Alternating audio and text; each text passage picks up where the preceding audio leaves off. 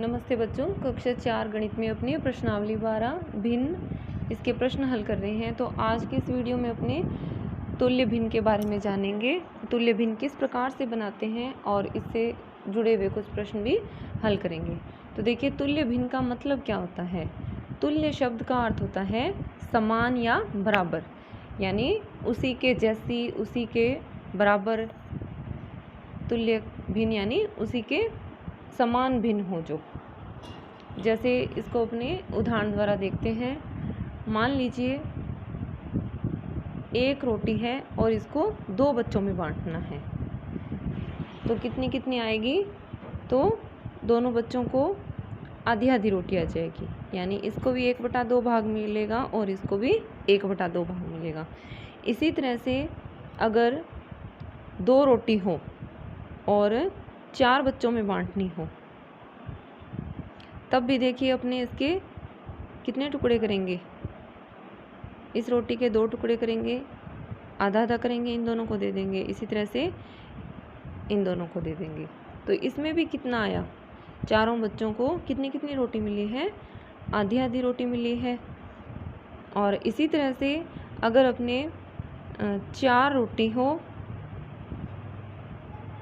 मान लीजिए जैसे 3 रोटी हो और 6 बच्चों में बांटनी हो, कितने बच्चों में, 6 बच्चों में, तब इसमें भी अपने क्या करेंगे, आधी आधी करेंगे इस तरह से। तो इसमें भी इन बच्चों को रोटी का कितना भाग मिल रहा है, 1/2 भाग मिल रहा है।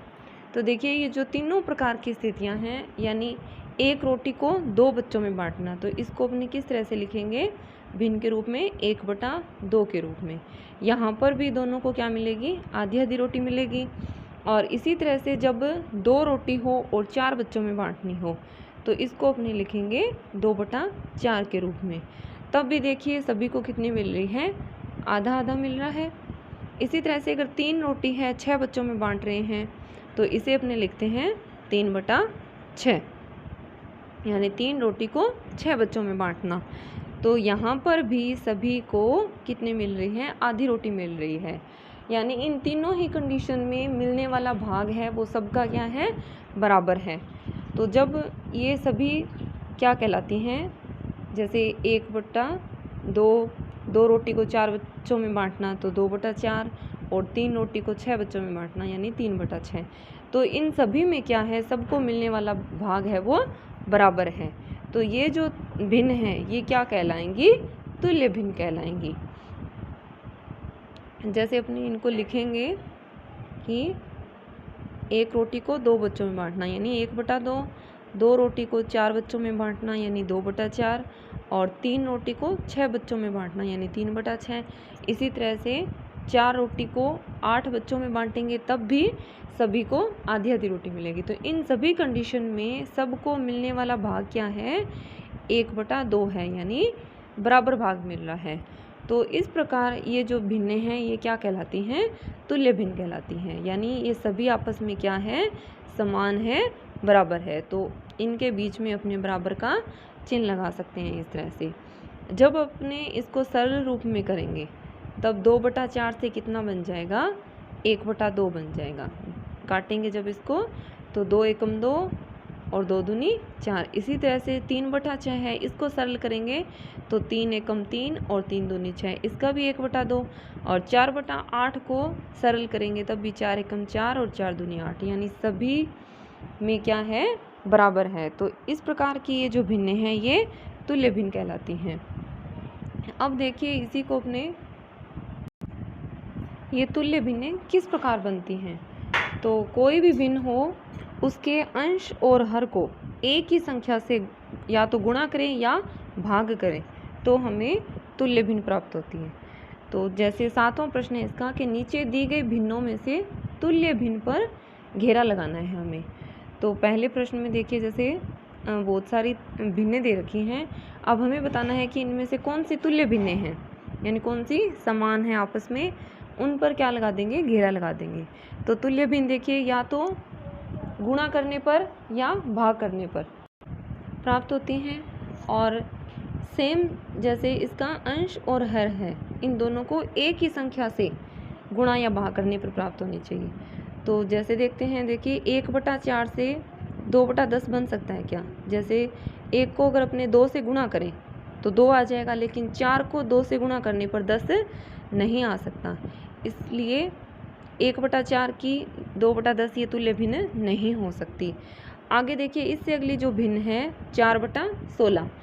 अब देखिए, अगर अपने 1 को 4 से गुणा करेंगे, 1 को 4 से गुणा करेंगे तो 4 एकम 4 बन जाएगा।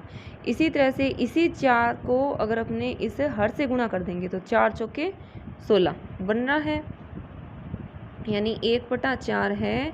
इसके अंश और हर को एक ही संख्या अगर अपने 4 से गुणा कर रहे हैं तो ये हमें भिन्न प्राप्त हो रही है। तो 4 एकम 4 और 4 चौके 16, इसका मतलब 1/4 और 4/16 ये दोनों तुल्य भिन्न हैं। इसके आगे जैसे 3/9 दे रखा है, तो देखिए 1 से 3 बन सकता है। अगर अपने 1 को 3 से गुणा करें तो 3 एकम 3 आ जाएगा, लेकिन अपने 4 को भी फिर किससे करना, 3 से गुणा करना पड़ेगा, तो 4 तिये तो 12 आ जाएंगे, 9 नहीं आएगा। इसका मतलब 3/9 इसकी तुल्य भिन्न नहीं है। आगे दे रखा है 5/20, तो क्या ये 1/4 की तुल्य भिन्न है? तो इसके लिए देखिए, जैसे इसका अंश क्या है 5 है, तो 1 को किससे गुणा करें कि 5 आ जाए, तो 5 से गुणा करने पर 5 आ जाएगा, 5 एकम 5। इसी तरह से देखिए कि 4 को अगर अपने 5 से गुणा करेंगे तब भी आ रहा है ना 20, तो इसका मतलब 1/4 है जो इसको अगर अपने 5 से अंश और हर दोनों को 5 से गुणा कर रहे हैं तो हमें 5/20 प्राप्त हो रहा है। 5 एकम 5 और 4 5 20, तो 5/20 है, ये भी इसकी तुल्य भिन्न है। यानी जो भिन्न है उसके अंश और हर को एक ही संख्या से गुणा करने पर ये हमें तीनों प्राप्त हो रही हैं। इसका मतलब 1/4, 4/16 और 5/20 ये तीनों आपस में क्या है, तुल्य भिन्न है।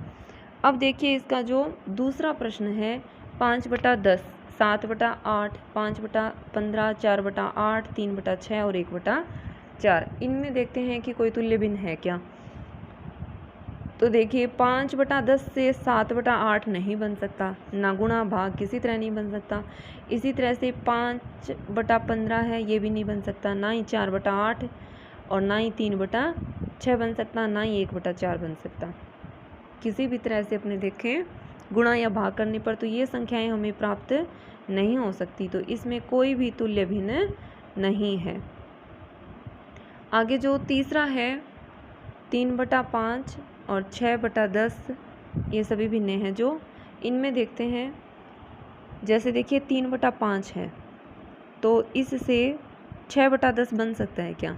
देखिए 3 से 6 कैसे बन सकता है, जब अपने 3 को 2 से गुणा करेंगे तो 6 बन जाएगा।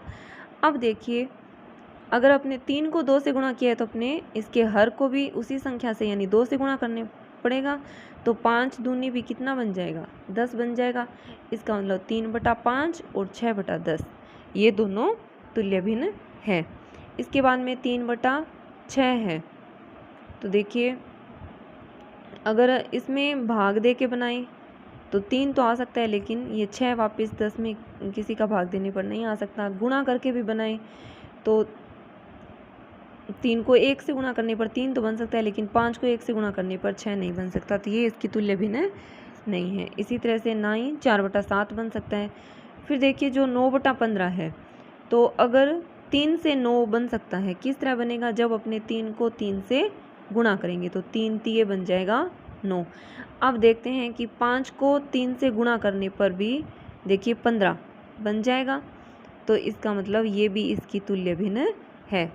कैसे बन रही है, 3/5 को पहले 2 से गुणा करने पर 3 दूनी 6, 5 दूनी 10, 6/10 बन गया। फिर 3/5 को 3 से गुणा किया तो 3 तिये 9 और 5 तिये 15, 9/15 बन गया। तो इस तरह से ये तीनों हैं, ये तुल्य भिन्न है। फिर देखिए जो चौथा है, अब इसमें 3/2 से 2/3 नहीं बन सकता, तो ये इसकी तुल्य भिन्न नहीं हो सकती। फिर देखिए 6/9, तो 3 से 6 कैसे बन सकता है? जब अपने 3 को किससे गुणा करें? 2 से। 3 दूनी 6 बन जाएगा। अब देखिए 2 को भी किससे गुणा करना पड़ेगा? फिर 2 से गुणा करना पड़ेगा। तो 2 दूनी 4 बनना चाहिए, लेकिन यहाँ पर क्या है? 9 है, तो ये इसकी तुल्य भिन्न नहीं हो सकती। अब देखिए ये दोनों अगर आपस में तुल्य भिन्न हो सकते हैं क्या? जैसे 2 से 6 बन सकता है। कैसे? जब अपने 2 को 3 से गुणा करेंगे तो 2 तिये 6 बन जाएगा।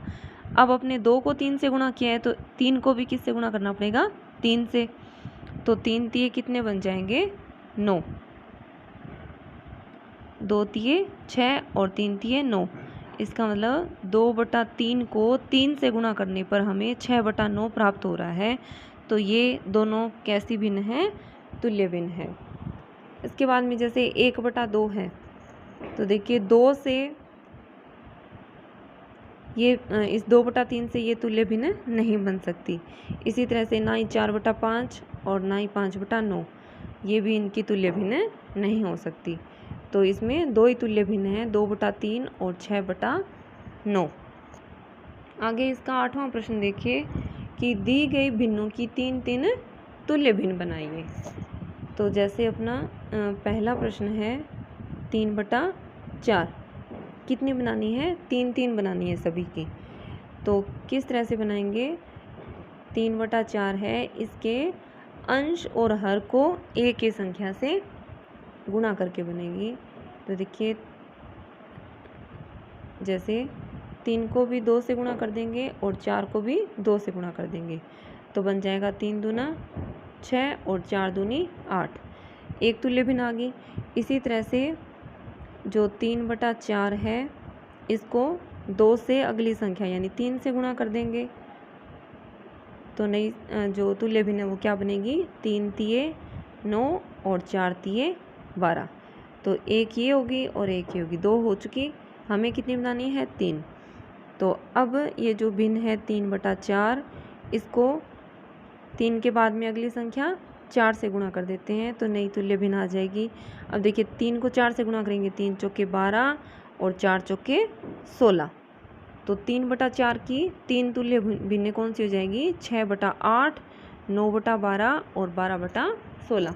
बस एक ही बात का ध्यान रखना है कि जो भी भिन्न है उसके अंश और हर को एक ही संख्या से गुणा करना है। जैसे अंश को 2 से कर रहे हैं तो हर को भी 2 से करना है। यहाँ पर अंश को 3 से कर रहे हैं तो हर को भी 3 से ही गुणा करना है। इसी तरह से इसका दूसरा पार्ट देखते हैं। दूसरा प्रश्न था जैसे 8/16, इसकी भी 3 तुल्य भिन्न बनाएंगे। तो 8 को जैसे पूरी 8/16 लिख लिया, अंश को भी 2 से गुणा कर दें और हर को भी 2 से गुणा कर दें, तो 8 दूनी 16 और 16 दूना 32, एक तुल्य भिन्न आ गई। इसी तरह से 8/16 है ये जो भिन्न, इसको अंश और हर को 3 से गुणा कर देंगे, तो 8 तिये 24 और 16 तिये 48, ये तुल्य भिन्न आ जाएगी। अब 2 तो हो चुकी, एक और बनानी है। तो 8/16 को 3 से अगली संख्या 4 से गुणा कर देंगे, तो 8 चौके 32 और 16 चौके 64। तो इस तरह से इनकी 8/16 की 3 तुल्य भिन्न होगी। ये 16/32, 24/48 और 32/64। तो आप इस वीडियो को ध्यान से देखेंगे और प्रश्नावली 12 का ये प्रश्न हल करेंगे। धन्यवाद।